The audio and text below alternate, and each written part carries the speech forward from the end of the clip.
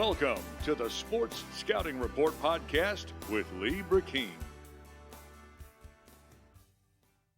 Hi, everyone. You're listening to the Sports Scouting Report. I'm your host, Lee Brecheen. Today's show, I'm honored to say that we have a high school coach in South Louisiana this week. We know every week we get North Louisiana, South Louisiana. We change it up every 3 times a week. But today's guest from a really great town in Louisiana. They live and eat and sleep sports, tight-knit community, Church Point, Louisiana, Church Point High School, head football coach, John Craig Arceneaux. Coach, thanks for joining us today. Lee, always a pleasure, man. Anytime we can talk high school football, I love doing it, especially when we can talk a little Church Point High School football. That's right. I'm going to tell you what, I got to mention this to people that are listening from Shreveport or Monroe, or New Orleans. And a lot of people know. But when they're coming down, they're coming back from Lake Charles to come to Baton Rouge or going through to go back to Lafayette, most people stop either in Rayne or Church Point to get food that they can't get anywhere else in the world. Right, Coach? No doubt about it. No doubt about it. We have, in Church Point, we have three businesses that make sausage that ship all over the country. So they all come right out of Church Point, Louisiana. Spoiled, huh, Coach? You're never going to starve over there. Well, I'm never going to starve and never going to lose weight either. That's right. No diets in Church Point. Coach, let's start with your seniors, because before we get into your players, and I want to mention this because you got 221 guys, and this is why we're going to this conversation. And me and you talked about it yesterday. Before we start talking about some of your guys that haven't signed yet in your 221 class. And Coach, I've been preaching this for 7 months on this podcast. I preached it before it happened. And I told people there's going to be a shortage of scholarships because of COVID, because of the NCAA rules, giving seniors another year, meaning if you were a senior this year in college football, you can come back even at the junior college level, even at the D3 level, even the D2, 1AA, and D1. And what that has done is it's created a choice among college coaches. And the choice is everybody likes a new trend. But a lot of times you don't investigate the trend. You don't study it. You don't look into it and see everybody's doing it. And that's what college coaches do. When one does it, they all do it. But they're all into getting these transfers. And me and you talked about it yesterday. And I've talked about it with a lot of coaches. And it's really an emotional part of the fabric of Louisiana when now Tulane is taking maybe 6 players this year. UL might take 7 or 8. Louisiana Tech might take 7 or 8. High school kids, when they used to take 18 to 20, and LSU used to take 16, 15 kids from Louisiana, now they're taking about 10. When you add all that up, you have probably, just guesstimation, you have 40 scholarships now less. Kids getting scholarships in Louisiana, almost 50 really. That's 50 kids that don't get scholarship opportunities just in Louisiana and out of state. Coach, your thoughts on that? I know how you feel, but I want you to tell the public from a small town that has good football players, and you have really good football players. Tell everybody how you feel about what's going on with college coaches. Well, Lee, and like you said, it's very emotional because, when you coach at a small community-based school, people are looking, they're wanting to know why these kids who are really good high school football players haven't signed with anyone yet. So on an emotional level, it's very emotional because, of course, as the head football coach, they're looking to you. But what has happened is all these schools, all these kids are jumping into the transfer portal. All these kids, especially for us with Nicholls and McNeese and Southeast and Northwest, they're all playing football this spring. Right. So they're still not sure what seniors are coming back, what their needs are going to be. So they're real hesitant to sign any kids right now. And all these kids were expecting to sign in February. They were getting recruited, and I don't want to say that the coaches are being lazy in the style that they're recruiting, but the in-state kids they're just getting passed by, and they're living in this transfer portal. They're grabbing kids who are jumping out from another school who things aren't favorable for them. And so they're taking kids who aren't willing to work and get better. They're just looking for a better situation or a different situation. And I don't think they're taking into consideration how that's going to affect the dynamic of their team. You know, when you've had a kid who's been in your program for 2-3 years, who now it's their time, and then all of a sudden you grab a kid who wasn't happy at another school for whatever reason, who all of a sudden comes in and now he's in your locker room for whatever reason. And now that kid who's expecting to play, who's been a good teammate, been good team members, done everything you've asked to do, gets pushed on the back burner. It creates a bad situation within the dynamic of your football team. Yeah. You know, on the other hand, you know, this whole senior class is getting the short end of the stick. You know, and like I told a in-state coach the other day, who I was speaking to about one of our seniors, you know, they're living in this transfer portal and they're grabbing all these kids and they're not signing any incoming freshmen. What is their team going to look like in 4 years? Are you willing to live in this transfer portal for 3, 4, 5 years to keep kids on your team? Or are you going to have to sign lesser kids down the road because you passed on all these kids who would be part of your program, who we're going to find somewhere else for them to play? Now you're going to be stuck with kids who you really wouldn't have signed because you just need to make your numbers work. Hey, Coach, I got the answer for that, and it's never a good one. When you borrow and you try to get somebody quick for 1 year and you lose them, and you don't have a 5-year guy or a 3-year guy, you got a 1-year guy, and you got too many 1-year guys, you're rebuilding every other year. You're rebuilding your college team every other year because you don't have a big senior class anymore. And that's what's going to happen to a lot of these schools.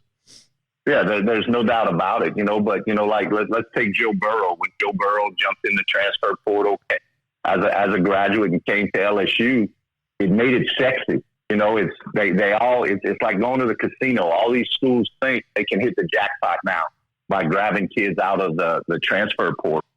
You know, so I just think it's a dangerous way to live. And if your goal is longevity at the school you're at, I don't think it's a way to live. Yeah. It's a way to recruit. What started with Baker Mayfield, you know, going to Oklahoma, you know, leaving a school as a walk-on and then, you know, Jalen Hurts. But, you know, for every Jalen Hurts and Baker Mayfield and Burrow, 90% of these kids in the transfer portal are not going to be any better than the ones on your team. And so it's a trend, Coach. Again, it's a trend. They're all doing it. When one does it, like you said, they all do it. But I will say this, and I've been saying this for about 7 months on this podcast, and I think people thought I was crazy. I said that recruiting would go to August. And sure enough, it's going to go to August before the 221 class is done with 1AA schools because, like you said, they're playing in the spring. We'll talk about Nicholls State later today on their game last night. But, you know, would you ever thought up as a high school coach waking up in the morning going, we're gonna have college football in February, and then we're gonna have recruiting all the way to August maybe? No doubt. I mean, it's again 2020 is spilling over into 2021, and it's just been a crazy time. And you know, and like you said, you and I spoke yesterday, and I can't even get into how frustrated I am with the kids we have, with their abilities who still have not signed. It's just a frustrating time. And I spoke to a lot of high school coaches who feel the same way. You know, I mean, a lot of high school coaches in the state feel like the state schools are turning their back on us. They're not recruiting our kids. They're going out and getting these kids who are jumping in the transfer portal, who basically are made a commitment to that school, made a commitment to the program, and then they're turning their back and jumping ship. So, you know, I just warn them all, man, what it's going to do to the dynamic of their team moving forward. Well, Coach, you know what I could see happening in about a year or two or less, which hopefully it will, is the NCAA's got to come in and say, okay, time out. We're going to give a limit on transfers per college every year now. No, there's no doubt. They're going to say, well, you know, maybe 5 total, maybe 3. Maybe you can take 3 in the portal. Maybe you can take 2 a year in the portal. You know, maybe 4 is the good number get this thing back to normal. But if they just do free agency, Coach, free agency in college football is a bad idea. Oh, very, very bad idea. But I think it says more about the leadership within the program, about the direction of the program. You know, if you're a coach who your goal is to just win football games and move on to the next job, then more than likely you're going to live in that transfer portal. If you're a coach who's out of school and you want to build a program and you're committed to that school, then you're going to recruit the way recruiting should go. You're going to go out, you're going to evaluate kids, and you're going to get the best kids in your area and in your state and make them part of your program so you can build excitement around your program. You know, one conversation I had with a local coach who recruits our school is, you know, they at one point they were willing to go out of state and grab a second and third tier kid and bypass that second tier kid right here at home. Yeah. And people just aren't excited about that. That's not putting people in the seats. That's not building a fan base. I just think it's a dangerous way to live for these guys. But I think when you sit back and you look at it, it says a lot about what their goals are within building a program, or they're just there to try to get to the next stop. Well, Coach, I hate to say it, but it's true. And I know for a fact that coaches are saying they got to win now. And all they care, you know, a lot of them are just wanting to win now because the pressure of them are winning and the money, you know, the big money involved. And, you know, they just – sometimes you got to take your sunglasses off or your glasses off and say, you know, like you said, let's look at long term.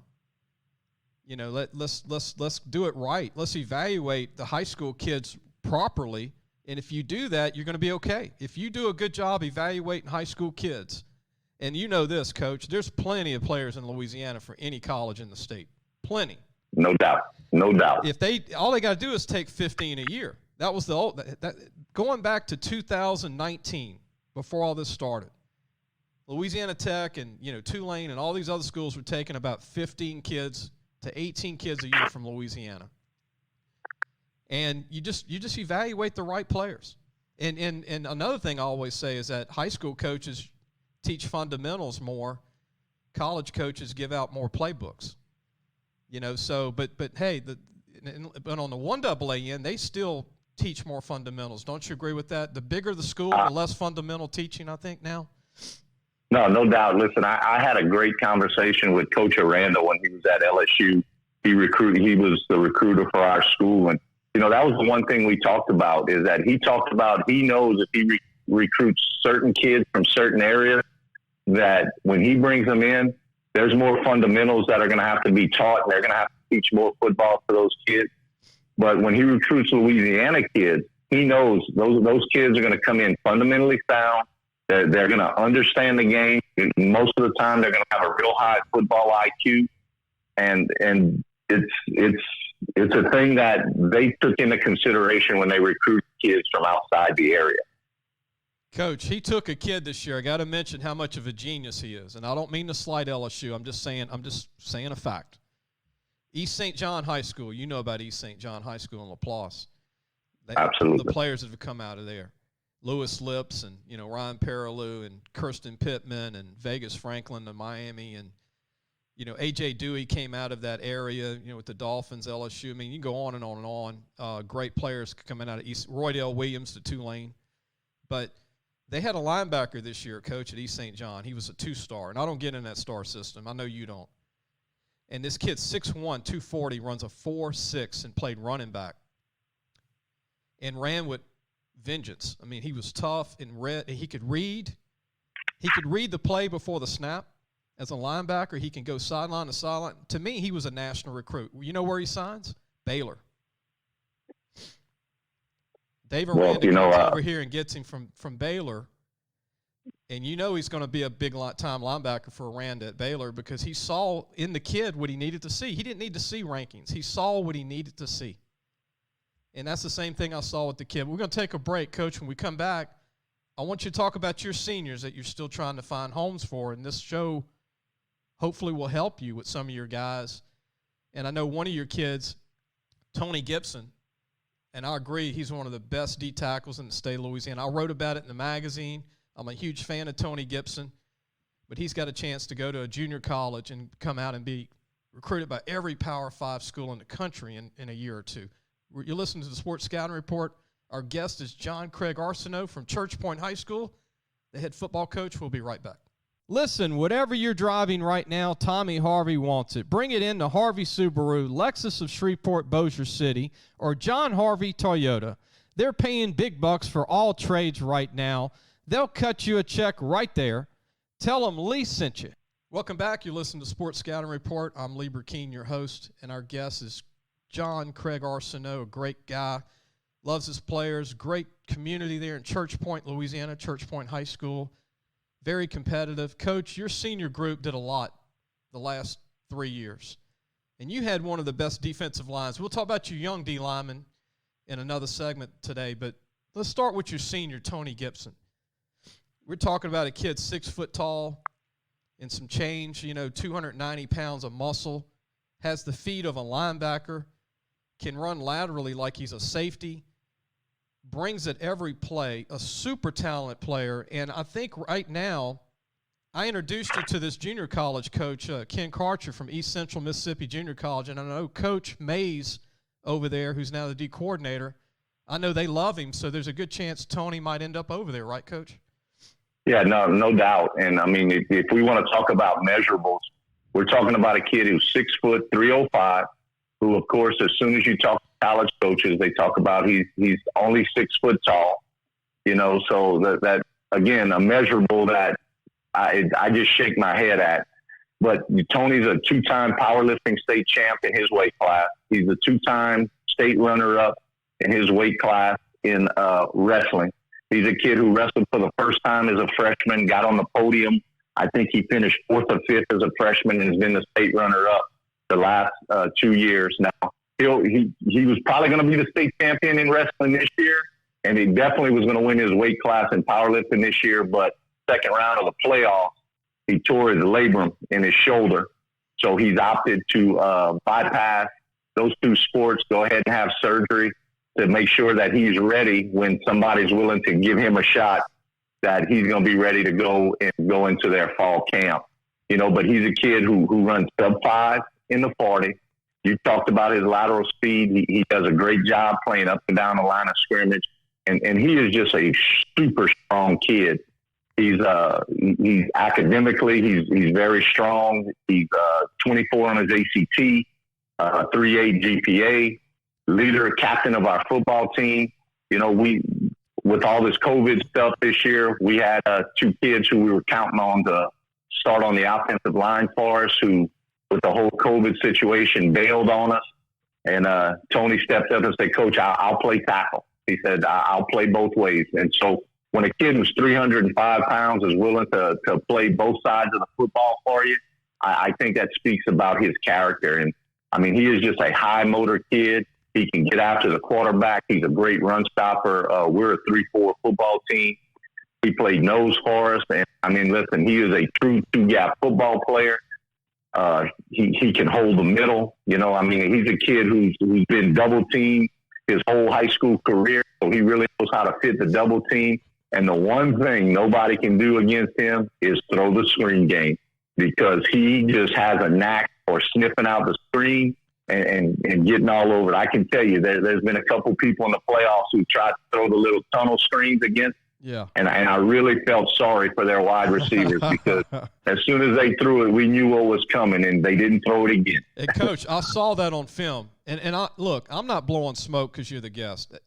I brought you on because I think highly of you as a coach and a person, but Tony Gibson is LSU good. This is not just Louisiana Tech good, D1. This is LSU good. I remember a guy by the name of Anthony Booger McFarland. Coach, remember when he was at Winsboro High School? Yep, 100%. And Anthony was 6 foot tall, 320 pounds. And LSU was losing at that time. They had a losing season, and they were trying to get players. And I tell people this all the time. If LSU would have been a winning program at that time, they wouldn't have signed him at 6 foot tall. And he reminds me of Anthony McFarland. Tony does. Because Tony can do some Glenn Dorsey stuff, some Booger McFarland stuff, like you said. he can move those hips for a guy 305 pounds. And he's a large kid, even though he's not tall, but he's a different guy. He's a guy that's super athletic. And like you said, forget he's 6 foot. I mean, there's about 10 nose guards starting in the NFL right now that are 6 foot. How about the guy with the Rams at 6 foot from Pittsburgh? Yeah, absolutely. And he can move. When you're evaluating D tackles, even if you're at the LSU stage or, heck, Miami Hurricanes, Texas, A&M, whoever, if you've got great feet and high endurance and high effort and great hands and man, you got to sign that kid. Anyway, Tony is still around to sign.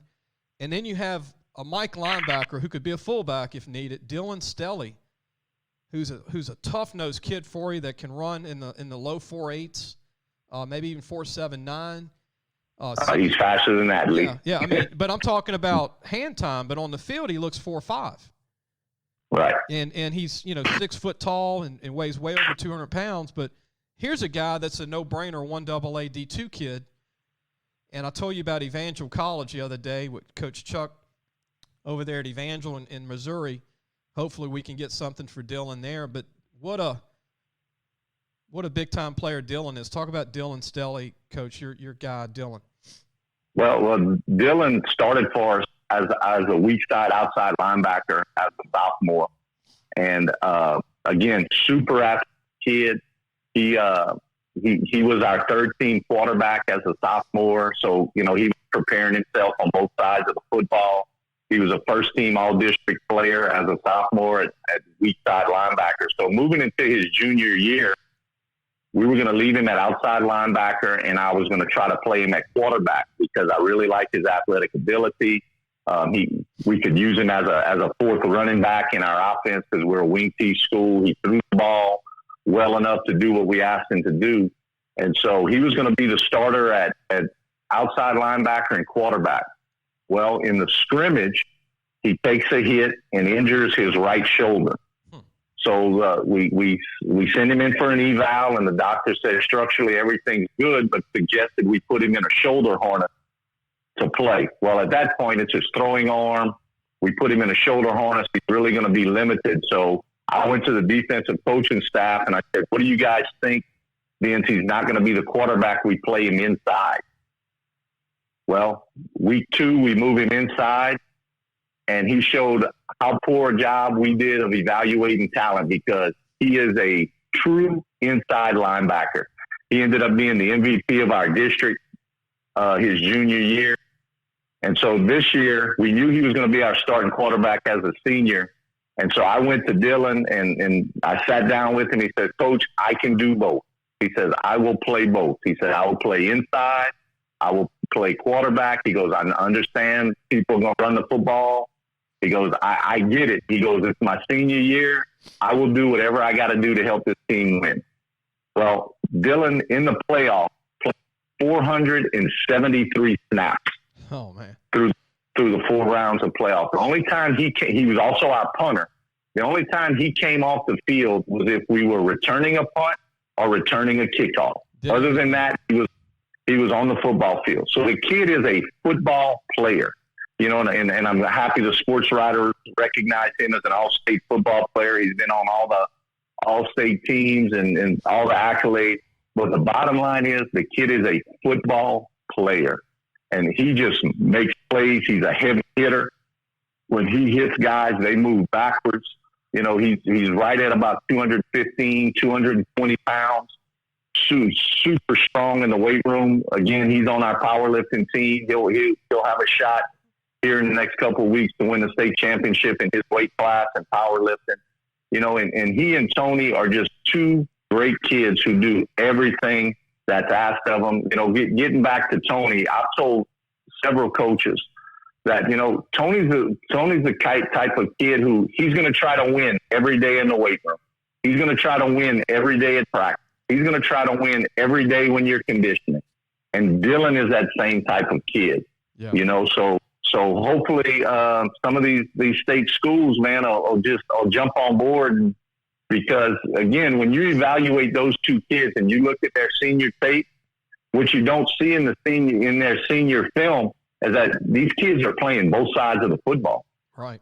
They're not coming off the field. I see that with a lot of you guys. A lot of you guys are playing both ways and doing a good job. And endurance, it's a credit to you with the weight room off-season program. Coach, continuing on, a couple of more kids that you have. I was impressed with Ethan Castile, your safety, 5'11", 165, that'll come up and he'll hit a tree if you ask him to.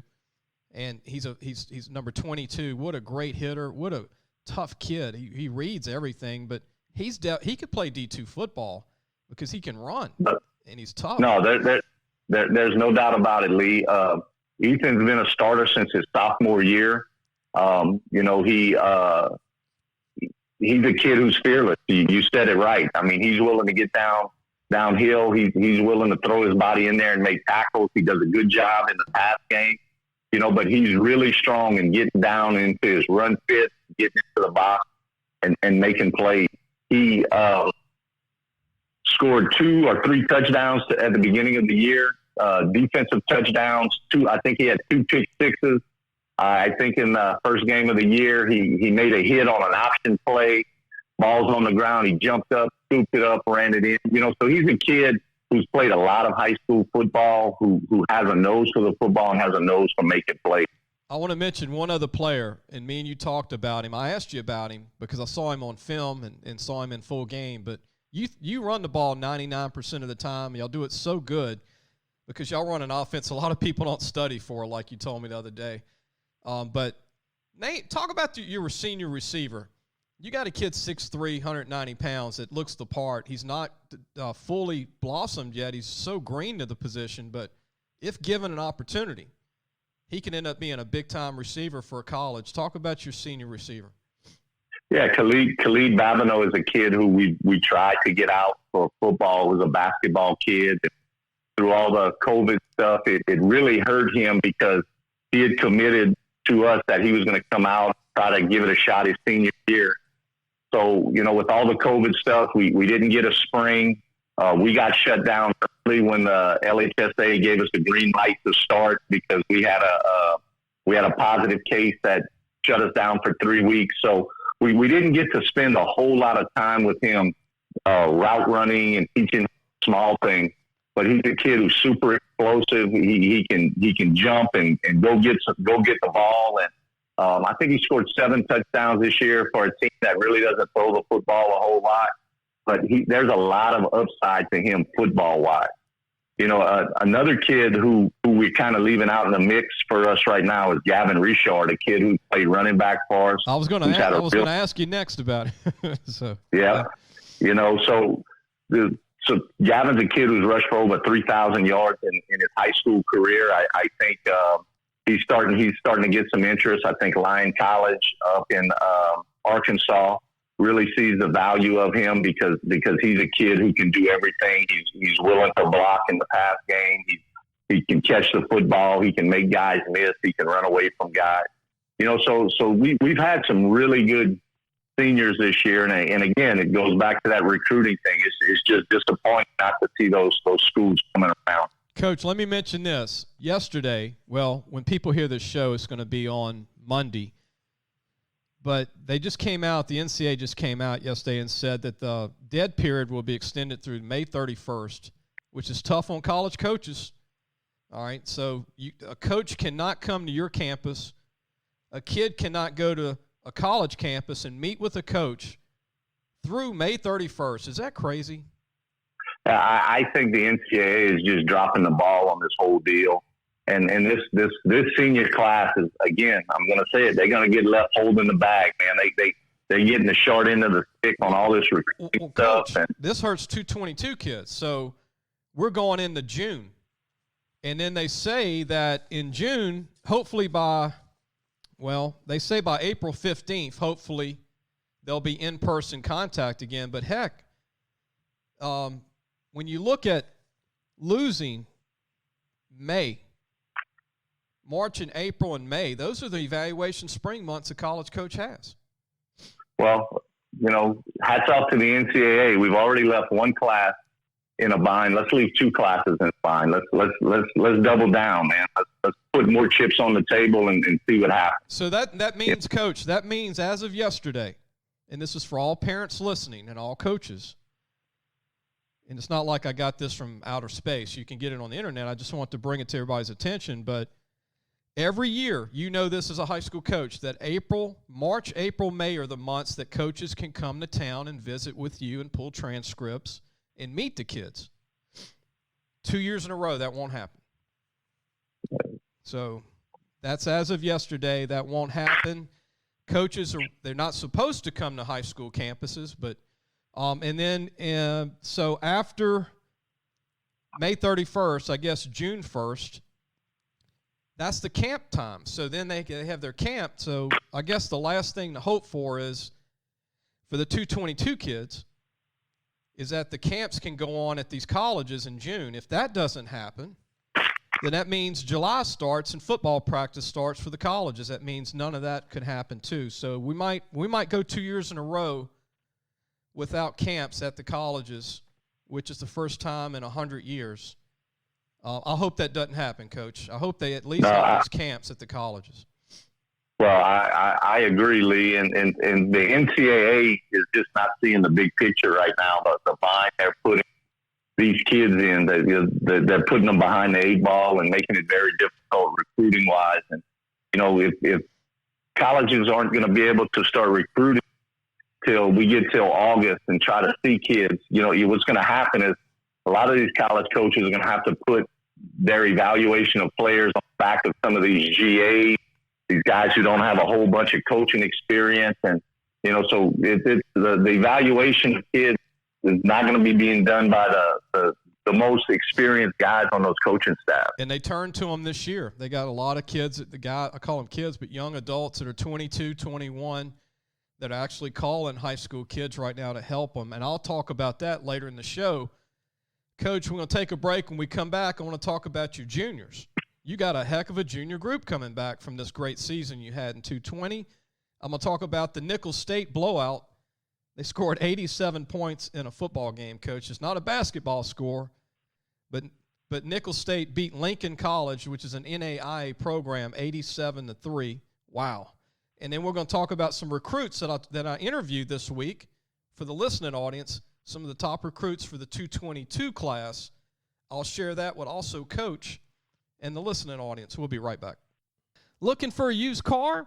Harvey Autos has 3 dealerships, which means 3 times the used vehicles. They've got everything from fuel-efficient compacts to luxury models, even hybrids, and certified pre-owned with a warranty. Check out John Harvey Toyota, Harvey Subaru, or Lexus of Shreveport, Bossier City. Welcome back. You're listening to the Sports Scouting Report. I'm your host, Lee Brecheen. I'm proud to announce again our guest today is John Craig Arceneaux, the head football coach at the Church Point High School in Church Point, Louisiana. How about that, Coach? The Church Point, like the Ohio State Buckeyes, Man, we don't want to be the Ohio State Buckeyes, but we'll take the Church Point High School. And we don't want the weather like in Ohio. And by the way, the weather in Louisiana, prayers to everybody. Prayers to our friends in Texas, our friends in Shreveport, Bossier, Alexandria, Baton Rouge, the whole state of Louisiana. What a week, Coach. I mean, I know it's been an adjustment before we get into your players, but thank God the sun's coming out. No doubt. Try getting kids ready for the indoor state track meet this weather. Oh, unbelievable. And I know you got that going on. We talked about it. So, before we get into your juniors, and you don't even know I'm going to mention this, but you'll probably be curious, but I interviewed some national recruits in Louisiana that I think are legitimate for 222. Lavion Moss, I talked to yesterday, Coach, the running back from Istrouma. This kid runs a 4.4 legitimate, Coach. He's a 6 foot, 200-pound running back. He's going to be a senior this coming season. He told me that he's down to LSU, Alabama, Miami, and Arkansas, and that he's talking to Kevin Falk, Coach D'Angelo, a graduate assistant. We talked about those young coaches. And Coach Arceneaux. He's got 3 LSU coaches calling him. I think he's the best running back in Louisiana. I saw him play, Coach, this past year. And he's not on a team that has a ton of talent. They got some talent. But he's like 99.9% of the run game. And, Coach, when he gets the ball, he looks like a Leonard Fournette. He's a power guy with speed. He's got speed that you don't see in 200-pound guys that can just float.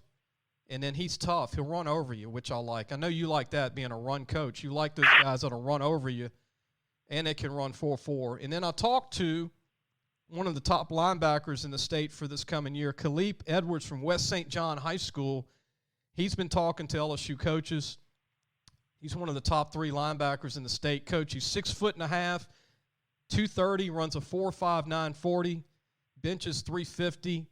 He's a very mature kid. He's a great kid. He says he's leaning to LSU, and it sounds like would love an LSU offer, and he's one of the top 3 linebackers in the state. And I also talked to Theron Johnson, who's a receiver from Alexandria High School, class of 222, 6'4", 190, runs 4.5, good hands, good kid. Also a big fan of LSU and being recruited by Texas and other schools around the country. And let's talk about your juniors. You've got a big group, Coach, and you've got a chance. Tell everybody how your season ended, by the way. Y'all had a phenomenal year this year for Church Point. We did. In the quarterfinals, we drew the defending state champs at home at St. James, and we were able to put together a really good game, and that game 14-7. We got Madison Prep in the semifinals. Lost that game 22-16. Had the ball late in the game, driving. The game ended for us at the 15-yard line, and they went on to win the state championship next weekend. You know, so we had a really good year. We gave ourselves a chance to win late in the season, and we played some quality teams. And you know, I think it speaks a lot for our kids because Church Point's a school that traditionally is not a late run team. And we were able to do that, and these kids have really bought in and doing the things we need them to do to keep the program moving forward. I got to ask you this before I talk about your juniors, but you played St. James. What did you think of Savion Jones, that big defensive end, 6'5", didn't he? He's an incredible athlete. He's deserving of all the accolades he receives. You know, he was the defensive MVP, sports writer for the state, and man, he's a beautiful kid, and I loved watching him on film as we evaluated going into the game. And, I mean, he's a kid who's going to do great things moving forward.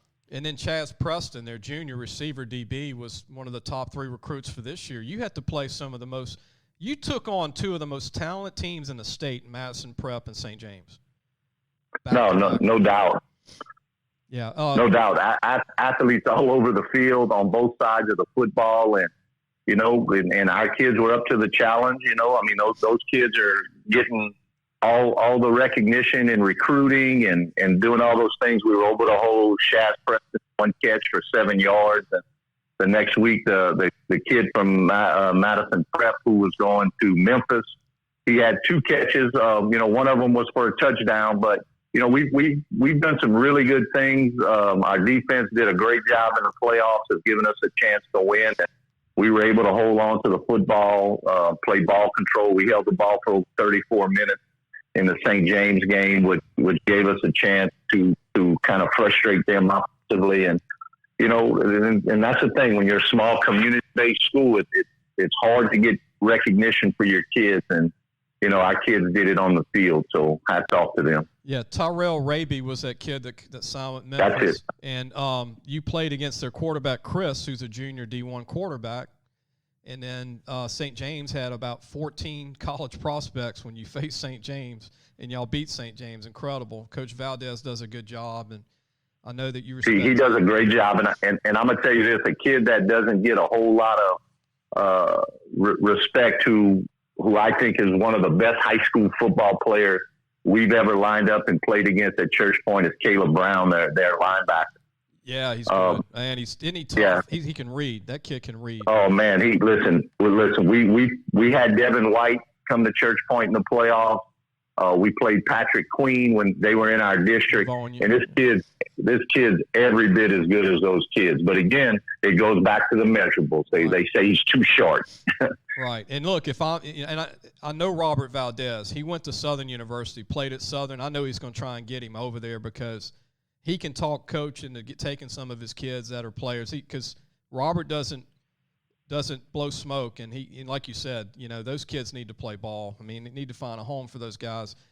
So your juniors, I'm going to list them all, Coach, before we talk about them, because I know we could spend a ton of time on them. But let me mention every one first, and then get your thoughts on them after. But these are Coach's juniors that are going to be seniors that I know Coach is really happy. He's got a lot of good players coming back. But Camden Marone, who's a long snapper DN for the team, a big, tall kid, is going to be a senior. Holden Daigle does tight end linebacker, big, tall kid, 6'3", that can run, good player. Armstead Mouton is a corner receiver, sleeper going into this coming season. Theron Guillory, I like him a lot, a receiver corner for Coach, has some size. Nick Richard, 6'2", 200 pounds plus, linebacker. Dalen Foreman, a really underrated corner safety, another tall kid. Andy Brecheen, another big-time tough kid, linebacker. He could play safety. And your big stud defensive tackle DNs, Jamarian Citizen, Javion Gibson, Armando Gibson, a fullback. And then our last name, I can't pronounce it. It's a Landry kid, the fullback, Coach. How you say his first name? Jakai. Jakai Landry, 5'9", 200-pound running back, linebacker. And all of these kids, and I love this, Coach, your best players all play both sides of the ball, and they bring it every play.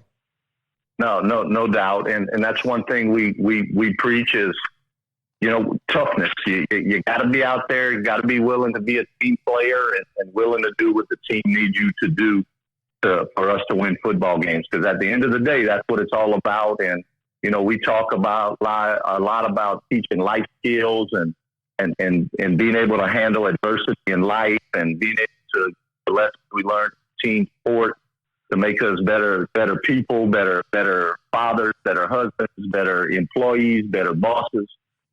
So we teach those kids that they just got to be committed to doing things the right way. Coach, before we take a break, and then we're going to take a break, but think of this. Think of your Josh Reed stories, former LSU receiver. When we come back, I want to talk about Josh Reed. Speaking of an undersized receiver that was a running back at Rayne High School that ended up being one of the best receivers to ever play at LSU and in the NFL with the Buffalo Bills for several years. And then we're going to talk about Nicholls State winning 87-3, Coach, over Lincoln, an NAI school. Lindsey Scott's a quarterback, the former Zachary High School quarterback. His first start for Nicholls, first game to play for Nicholls as a colonel. We'll be right back. You're listening to the Sports Scouting Report. Our guest is John Craig Arceneaux from Church Point High School. We'll be right back.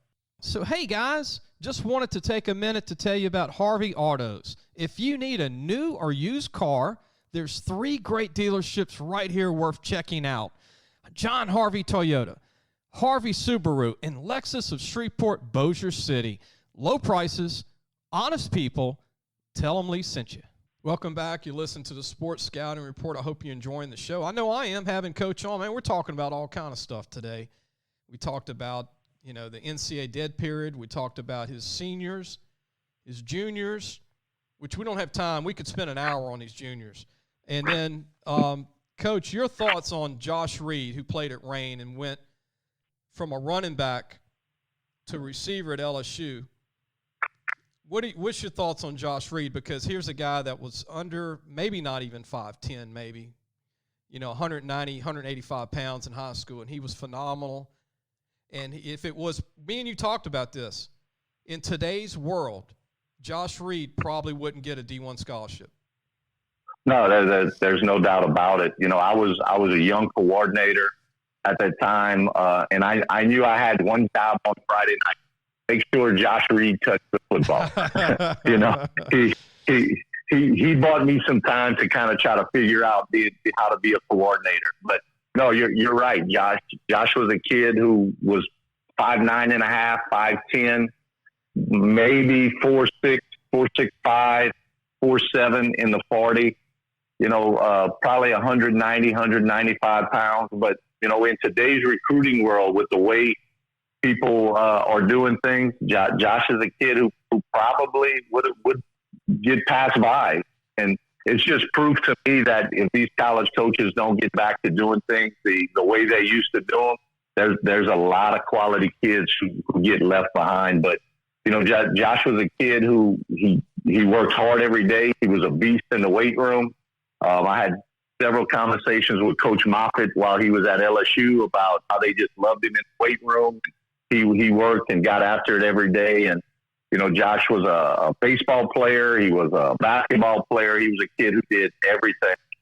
And he was a kid who wasn't highly recruited. You know, LSU jumped on about midway through. The day he committed to LSU, he was supposed to fly out for a visit with Texas A&M. Early on, Southern Miss was on him. They got off. They said he was too small to play. You know, and so he went to LSU. He was a third or fourth running back behind some really good running backs they had at that time. And Josh Booty went to Coach DiNardo and said, listen, we're down a bunch of wide receivers. We got Josh standing back there, standing on the sideline. What do you think we move him to wide receiver? And they went to Josh. Josh was receptive to the idea, and the rest is history. You know, funny how the good Lord makes things happen. And then his record was just broken by another Lafayette area native, Kashawn Butte, with over 300 yards receiving against Ole Miss. I never thought Josh Reed's Alabama game would ever be broken. Did you, Coach? No, absolutely not. And listen, I have a funny story for you. We had a kid who was getting recruited by a JUCO in Mississippi, so I brought the kid for a visit, and I'm sitting down talking with the DB coach, and you know, and we're visiting, and I told him I was originally from Rayne, Louisiana, and he asked me, he said, "Did you coach Josh Reed?" Huh. I said, "Absolutely." I said, "I sure did." He goes, "Well, I was a DB at Alabama. That guy ended my college playing career," because he said I didn't see the field after that game. Oh man, yeah. He was probably demoted after that game, huh, Coach? As a DB. Yeah. He said he didn't get much playing time after that week. I never thought a 300-yard receiving game would be broke.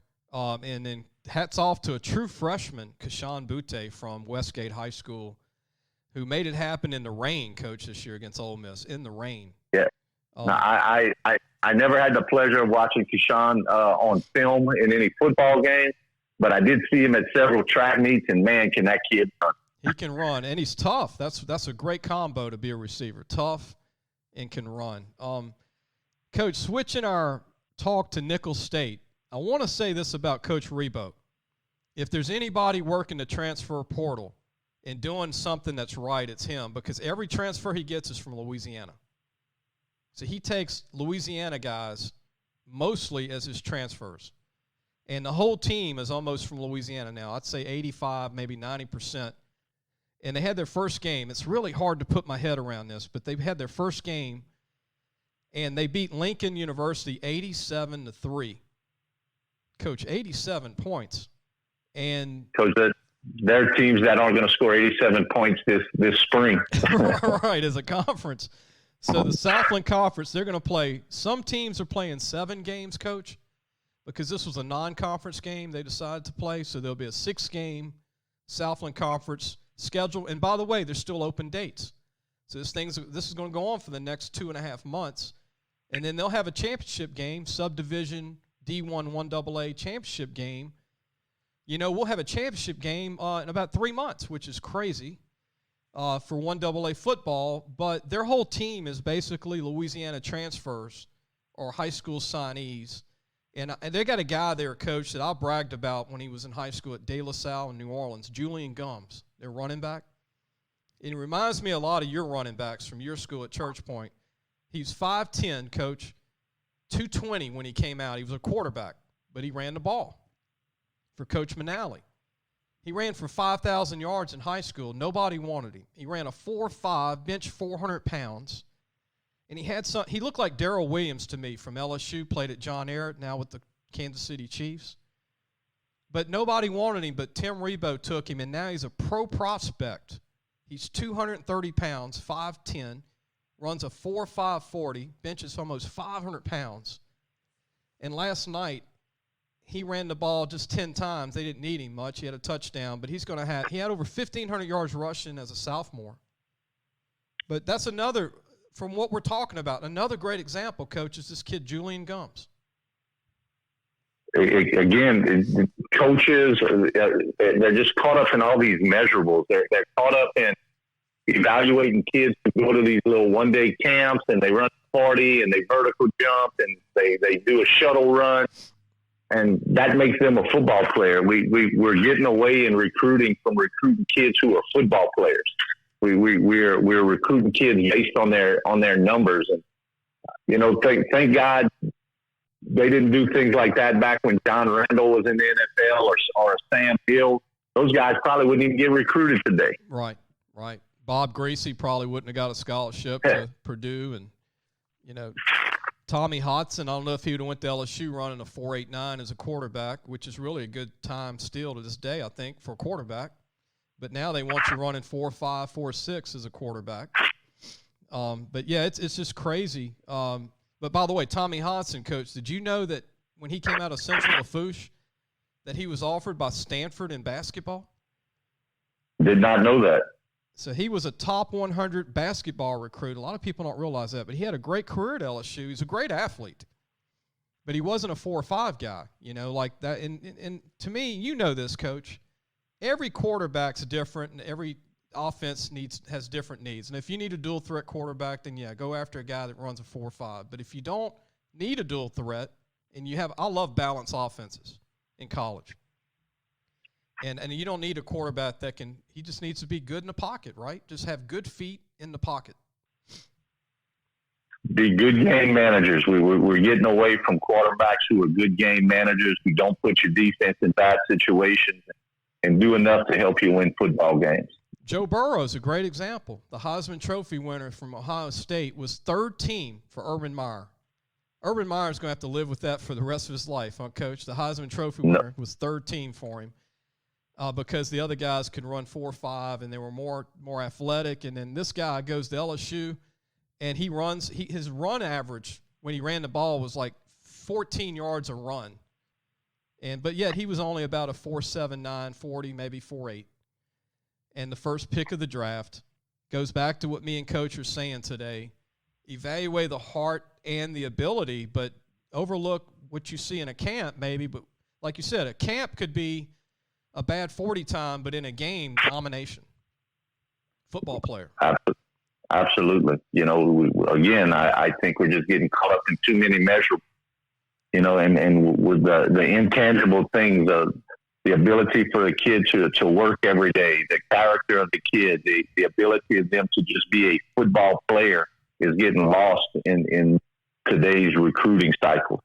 Coach, tell everybody, as of today, and I know that it can change every week, but what is the outlook with Church Point with spring football? What is it looking like? When are y'all trying to start and get underway with spring football? Well, Lee, I'm going to tell you this. We're a small school. We really push our kids to be multiple sport athletes, and we don't have a true spring football. We don't go out after school.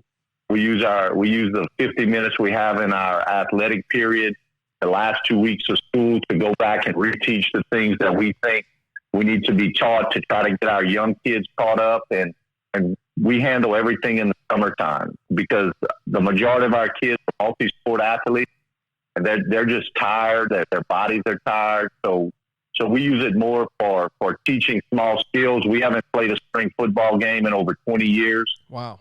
At Church Point High School, and we'll continue to do those things. And you know, we're a wing T team, and people look at me crazy when I say this. I'm not a big contact coach at practice.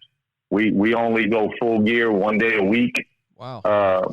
In season, you know, so we use spring for what I think spring is supposed to be intended for, and that's to get your young kids ready for the next football season. My first year as a head coach, the first spring, I lost a kid who had really worked his tail off for 3 years, was going to be a starter, and he tore his ACL in a non-contact drill and missed his senior year.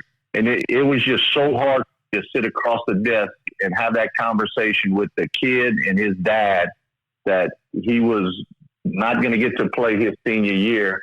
And it made me reevaluate and think, what are we really doing here? Mm-hmm. What is value of the spring. And I told my principal this. I said, when the LHSA decides that I'm going to get PowerPoint or spring, then we'll reevaluate it. But there's no value in that helping to move us in the playoffs. So we're really low key, and we stay in the weight room through that time, and we're not a traditional spring football school. I like it, Coach, because you don't overwork your kids. You give them a break, but yet you're teaching fundamentals to the young guys. And when I was in North Carolina about 8 years ago, I went to visit my cousin, Coach, and I wanted to go see where Chris Leak played football. Went to Florida, the quarterback. I hit 7 high schools in North Carolina, in Charlotte, and every coach said, we don't do spring, just like what you said. We teach fundamentals. We get our linemen outside. We don't do any tackling, no pads. We just teach them to be fresh and ready to go. And he said just to teach basics. And look, it's obviously not hurt North Carolina. There's a lot of talent coming out of that state and a lot of quarterbacks that have come out of North Carolina in the last few years, and linemen, especially linemen too. A lot of them are going to Notre Dame. And Mac Brown's doing a heck of a job recruiting North Carolina now. But, Coach, any final thoughts? I mean, we were just glad to have you today. And I know you got to get ready for a track meet. But this show will be airing on Monday. I mean, we're taping it over the weekend because you have a track meet. And tell everybody about – I got to mention this before we go. The best defensive line, one of the best defensive lines that I saw in the state last year was your D-line with Tony Gibson, Javion Gibson, their brothers, you told me they're brothers, and then Jamarian Citizen. Those 3 guys, and if you throw in Holden Daigle and you throw in Camden Maroon, who's a junior, and you throw in some other kids like Armando, that's a special group, huh, Coach? I mean, was that your best D-line as a coach ever? In my 20 years at Church Point High School, without a doubt, the best D-line. You know, when you talk about Tony Gibson, 6 foot 305, and has great lateral quickness and has great football sense, and on the side of him is his brother Javion Gibson, who's 6'2", 225, 230. And really is a prototypical defensive end for these colleges because he's good. Tall. Yep, he's long and he really plays great off the edge. And Jamarian Citizen, who's a kid as a freshman, we thought he would have to be an old lineman because he just didn't move real well. And he has really worked his tail off. He's 6'3", about 235, 245, and is a great run stopper. And like you said, Holden. Yep, and you throw Holden Daigle out there. You got Andy Brecheen, you got Ja'Kai Landry, Armstead Mouton, Dalen Farman. All those kids that have all contributed since they were sophomores. Some of them got on the field as freshmen. And those kids, as a group, have a chance to really do some special things defensively again next year. Coach, we're really glad to have you today. And I told you that the other day. I was like, man, we need to get you on. And you came on our TV show a couple of years ago, and you were able to drive down. You didn't have to drive this time. I said, Coach, you can call me. We could do this over the phone, which really helps with technology to get you over the phone. But hey, Coach, good luck to you with the track meet. And I'm going to be checking out your team again this coming season, and just continue to keep doing what you're doing. Louisiana is thankful for having guys like you, Coach, because that's what makes Louisiana special. Guys, coaches that care, stay at one school a long time and develop these young men to not just play football, but to get them ready for life after football in your community in Church Point. Lee, I appreciate you having me on. Anytime I get the opportunity to talk about our community, talk about our school, and put our kids out there and our program out there. We have a great community.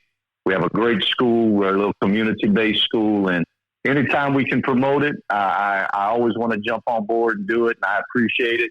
And as always, go Bears. Go Bears. And look, don't hang up. I'm going to end the show because I want to talk to you.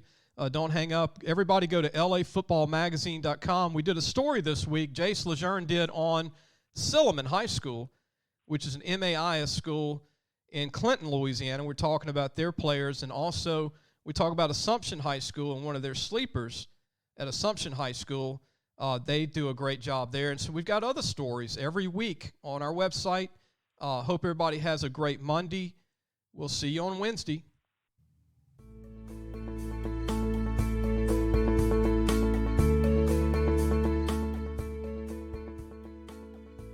Thanks for listening to the Sports Scouting Report podcast with Lee Brecheen.